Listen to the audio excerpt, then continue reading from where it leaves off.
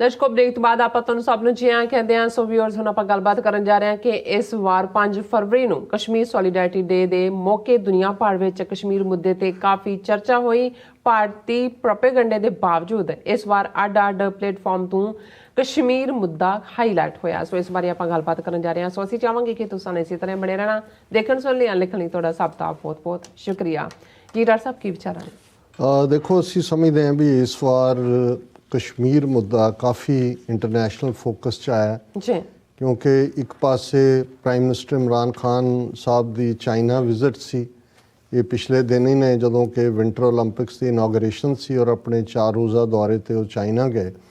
ਔਰ ਜਿਹੜੀ joint statement China ਔਰ ਪਾਕਿਸਤਾਨ ਦੇ ਪ੍ਰੈਜ਼ੀਡੈਂਟਸ ਨੇ ਸ਼ੀ ਜਿਨਪਿੰਗ ਔਰ ਪ੍ਰਾਈਮ ਮਿਨਿਸਟਰ ਇਮਰਾਨ ਖਾਨ ਹੋਰਾਂ ਨੇ ਦਿੱਤੀ, ਉਹਦੇ 'ਚ ਉਹਨਾਂ ਨੇ ਖਾਸ ਤੌਰ ਤੇ ਜੰਮੂ ਕਸ਼ਮੀਰ ਦਾ ਜ਼ਿਕਰ ਕਰਦਿਆਂ ਯੂਨਾਈਟਿਡ ਨੇਸ਼ਨਸ ਸਿਕਿਉਰਿਟੀ ਕੌਂਸਲ ਦੇ ਰੈਜ਼ੋਲੂਸ਼ਨਸ ਦਾ ਹਵਾਲਾ ਦਿੱਤਾ ਔਰ ਯੂਨੀਲੈਟਰਲੀ ਜੋ ਇੰਡੀਆ ਨੇ ਕੀਤਾ ਉਸ ਦੀ ਕੰਡੈਮਨੇਸ਼ਨ ਕਰਕੇ ਕਿਹਾ ਕਿ ਜਿਹੜਾ ਮਸਲੇ ਨੇ ਉਹ UN ਚਾਰਟਰ ਦੇ ਥੱਲੇ ਹੱਲ ਹੋਣੇ ਚਾਹੀਦੇ ਨੇ। ਸੋ ਇਹ ਇੱਕ ਆਪਣੇ ਆਪ ਦੇ ਵਿੱਚ ਇਹਦੀ ਟਾਈਮਿੰਗ ਆਲਮੋਸਟ 5 ਫਰਵਰੀ ਦੇ ਨੇੜੇ ਹੀ ਆ ਰਹੀ ਸੀ। ਫਿਰ ਅਸੀਂ ਕੱਲ੍ਹ ਵੀ ਜ਼ਿਕਰ ਕੀਤਾ, ਹੁਣ ਮੈਂ ਡਿਟੇਲ 'ਚ ਗੱਲ ਕਰਾਂਗਾ ਕਿ ਕਿਵੇਂ ਇਸ ਦੌਰ 'ਚ ਜਿਹੜੀਆਂ ਮਲਟੀਨੈਸ਼ਨਲ ਕੰਪਨੀਜ਼ ਨੇ ਪਾਕਿਸਤਾਨ ਦੇ ਵਿੱਚ ਜਿਹੜਾ ਫਰੈਂਚਾਈਜ਼ ਹੈ ਉਹਨਾਂ ਨੇ ਆਲਮੋਸਟ ਸਾਰਿਆਂ ਨੇ ਵੱਡੀਆਂ ਨੇ ਜਿਹੜਾ ਉਹ ਕਸ਼ਮੀਰੀਆਂ ਦੇ ਹੱਕ 'ਚ ਟਵੀਟ ਕੀਤੇ। ਇੰਡੀਆ ਨੇ ਉਹਦੇ 'ਤੇ ਰਿਐਕਟ ਕੀਤਾ। ਸਾਊਥ ਕੋਰੀਆ ਦੇ ਐਂਬੈਸਡਰ ਨੂੰ ਦਿੱਲੀ 'ਚ ਸੱਦ ਕੇ ਪ੍ਰੋਟੈਸਟ ਕੀਤਾ ਕਿ ਹੁੰਡਾਈ ਕੰਪਨੀ ਉਹਨਾਂ ਨੇ ਵੀ ਕੀਤਾ। ਲੇਕਿਨ ਮੈਂ ਪਹਿਲਾਂ, ਕਿਉਂਕਿ ਇਹ ਚਾਈਨਾ ਔਰ ਪਾਕਿਸਤਾਨ ਦੀ ਜੁਆਇੰਟ ਸਟੇਟਮੈਂਟ ਦੇ ਉੱਤੇ ਅੱਜ ਇੰਡੀਅਨ ਫੋਰਨ ਮਿਨਿਸਟਰੀ ਦੇ ਸਪੋਕਸਪਰਸਨ ਨੇ ਰਿਐਕਟ ਕੀਤਾ, ਅਰਿੰਦਮ ਬਾਗਚੀ ਨੇ। ਉਹਨਾਂ ਨੇ ਕਿਹਾ ਕਿ ਜੀ we have always rejected such references and our position is well known to China and Pakistan. In this instance too, we reject reference to J&K in the joint statement. Union territory of J&K, Union territory of Ladakh have been, are and will always remain integral and inalienable parts of India. We expect the parties concerned not to interfere in matters that are internal affairs of India. ਉਹੀ usual ਉਹਨਾਂ ਦਾ ਰੈਟਰਿਕ, ਪਰ ਇਹ ਕਿ ਉਹ ਮਜਬੂਰ ਹੋਈ ਹੈ Indian foreign ministry react ਕਰਨ ਤੋਂ। ਇਹ ਆਪਣੇ ਆਪ ਸ਼ੋਅ ਕਰਦਾ ਹੈ ਕਿ ਜਿਵੇਂ ਇਹ ਸਮਝਦੇ ਨੇ ਜੀ ਕਸ਼ਮੀਰ ਦਾ ਅਸੀਂ ਘੋਲ ਕੇ ਪੀ ਲਿਆ ਸੱਤੂਆਂ ਦੀ ਤਰ੍ਹਾਂ, ਉਹਦੀ ਕੋਈ ਅਹਿਮੀਅਤ ਨਹੀਂ ਹੈ। ਇਹ ਪਾਰਟ ਸਾਹਮਣੇ ਫਿਰ ਅਸੀਂ ਇਹ ਦੇਖਦੇ ਹਾਂ ਕਿ ਪਹਿਲਾਂ ਕੱਲ੍ਹ ਖਬਰ ਸੀ ਕਿ ਭਾਈ Facebook Instagram accounts of key army corps blocked, no reason given. So ਇਹਦੇ 'ਚ ਇਹ ਵੀ ਸਾਹਮਣੇ ਆਇਆ ਕਿ ਵੀ ਹੁਣ ਤੱਕ ਤਾਂ ਇਹ ਫੇਸਬੁੱਕ ਔਰ ਯੂਟਿਊਬ ਔਰ ਇੰਸਟਾਗ੍ਰਾਮ ਨੂੰ ਯੂਜ਼ ਕਰਕੇ ਜਿਹੜੀਆਂ ਮਾਈਨੋਰਿਟੀਜ਼ ਦੇ ਵੈਬਸਾਈਟ ਜਾਂ ਉਹਨਾਂ ਦੇ ਪੇਜਿਸ ਨੇ ਜਿਹਦੇ 'ਚ ਕਿ ਹੱਕਾਂ ਦੀ ਗੱਲ ਉਹਨਾਂ ਨੂੰ ਬਲੌਕ ਕਰਵਾਉਂਦੇ ਸੀ।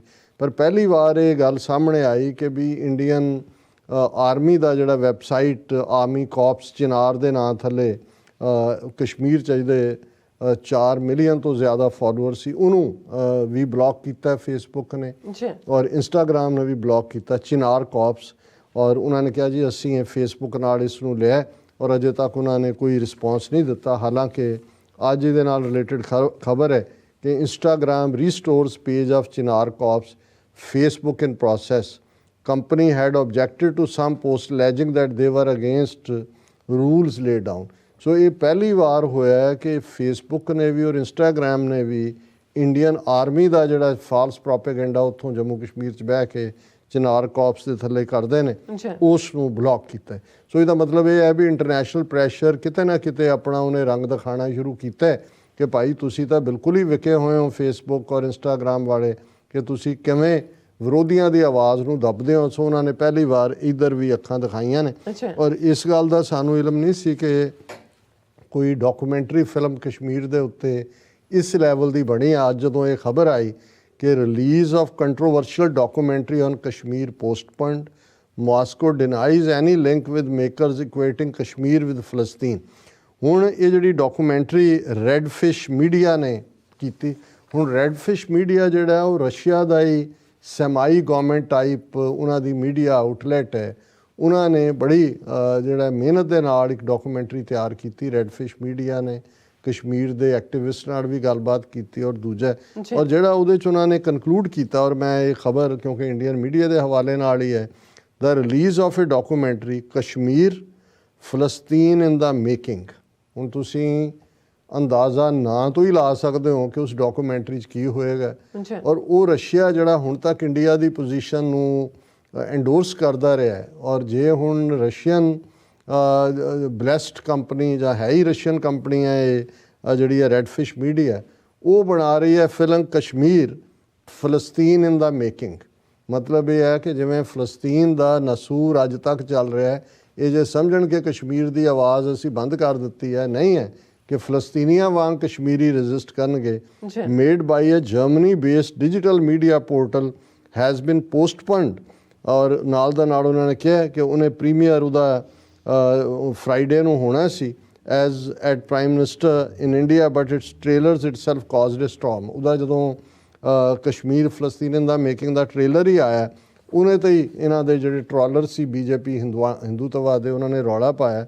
What raised the ire of Indian social media users was a sentence in the pre-launch tweet that said, Indian Kashmir is fast becoming a settler colonial state, in reference to New Delhi's invitation for Indians to settle in Ladakh and Kashmir after the removal of Article 370। ਬਿਲਕੁਲ ਉਹਨਾਂ ਨੇ ਠੀਕ premier ਦੇ ਜਿਹੜਾ ਉਹਦੇ 'ਚ ਕਿਹਾ trailer 'ਚ ਕਿ Indian Kashmir is fast becoming a settler colonial state. ਹੁਣ ਜੇ ਹਰਿਆਣੇ ਦਾ ਚੀਫ ਮਿਨਿਸਟਰ ਕਹਿੰਦਾ ਕਿ ਅਬ ਹਮ ਆਪਣੀ ਬਹੂएं ਕਸ਼ਮੀਰ ਸੇ ਲਾਏਂਗੇ, ਔਰ ਮੋਦੀ ਕਹਿੰਦਾ ਵੀ ਜਾ ਕੇ ਉੱਥੇ ਤੁਸੀਂ ਸੈਟਲ ਹੋ ਜਾਓ, ਹੁਣ ਤੁਹਾਨੂੰ ਕੋਈ ਨਹੀਂ ਤਾਂ ਉਹਨੇ ਠੀਕ ਕਿਹਾ ਡਾਕੂਮੈਂਟਰੀ ਨੇ ਕਿ ਭਾਈ ਇਹ ਤਾਂ ਕਲੋਨੀਅਲ ਸਟੇਟ ਬਣ ਗਈ ਹੈ। ਔਰ ਉਹਨਾਂ ਨੇ ਟਵਿੱਟਰ ਦੇ ਉੱਤੇ ਉਹਨਾਂ ਨੇ ਰੈਡਫਿਸ਼ ਮੀਡੀਆ ਨੂੰ ਰਸ਼ੀਆ ਸਟੇਟ ਐਫੀਲੀਏਟਡ ਕਿਹਾ, ਜਿਹੜਾ ਹੈ ਹੀ ਹੈ। ਹਾਲਾਂਕਿ ਰਸ਼ੀਅਨ ਐਮਬੈਸੀ ਨੇ ਕਿਹਾ ਨਹੀਂ ਨਹੀਂ ਇਹ ਸਾਡਾ ਇਹਦੇ ਨਾਲ ਨਹੀਂ ਹੈ। But in the past week, we have witnessed how these defamatory labels can have dangerously stark consequences, and today we are forced to take the terrible decision to suspend our publication of a documentary we produced from Kashmir as a। ਉਹਨਾਂ ਨੇ ਗੁੱਸਾ ਜ਼ਾਹਰ ਕੀਤਾ ਉਹਨਾਂ ਨੇ ਰੈਡਫਿਸ਼ company ਨੇ ਕਿ ਭਾਈ ਅਸੀਂ ਜਿਹੜੀ ਹੈ ਇਸ ਦੇ ਉੱਤੇ already Washington post, New York Times ਜਿਹੜਾ ਉਹ ਉਸ ਦੇ ਵਿੱਚ ਰਿਪੋਰਟਿੰਗ ਹੋਈ ਹੈ, ਤੁਸੀਂ ਐਵੇਂ ਰੌਲਾ ਪਾ ਰਹੇ ਹੋ। The angle of our documentary called Kashmir, Palestine in the Making has previously been reported on to Washington Post and Al Jazeera, neither of which are labeled Jeff Bezos or Qatar affiliated media, despite the links to these immensely wealthy financials।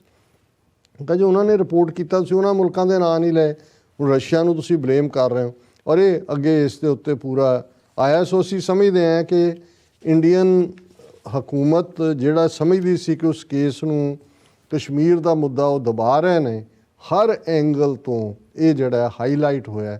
ਔਰ ਅਸੀਂ ਸਮਝਦੇ ਹਾਂ ਵੀ ਇਹ 5 ਫਰਵਰੀ ਦਾ ਦਿਨ ਇਸ ਵਾਰ ਕਸ਼ਮੀਰ ਮੁੱਦੇ ਨੂੰ ਇੰਟਰਨੈਸ਼ਨਲਾਈਜ਼ ਕਰਨ ਦੇ ਵਿੱਚ ਇੱਕ ਵਾਰ ਫੇਰ ਕਾਮਯਾਬ ਹੋਇਆ। ਜੀ ਡਾਕਟਰ ਸਾਹਿਬ ਤੁਹਾਡਾ ਬਹੁਤ ਬਹੁਤ ਧੰਨਵਾਦ। ਸੈਥਲ ਨੇ ਬ੍ਰੇਕ ਵਿਊਅਰਸ, ਤੁਸੀਂ ਕਿਤੇ ਨਹੀਂ ਜਾਣਾ, ਮਿਲਦੇ ਹਾਂ ਆਫਟਰ ਦਿਸ ਸ਼ਾਰਟ ਬ੍ਰੇਕ।